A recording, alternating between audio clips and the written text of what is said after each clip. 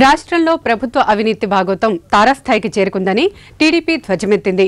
ఉపాధ్యాయుల సమస్యలు పరిష్కారానికి నిధులు లేవని చెబుతున్న ప్రభుత్వం ఇసుక అక్రమ రవాణాపైనే 2,000 కోట్ల రూపాయలు సంపాదిస్తోందని ఆ పార్టీ సీనియర్ నేత నాగం జనార్దన్ రెడ్డి ఆరోపించారు.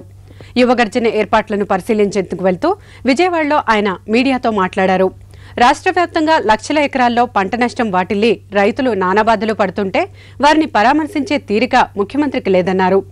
జేసీ గొల్లపల్లి అవినీతి ఆరోపణలపై విచారణ జరిపించాలని కోరారు.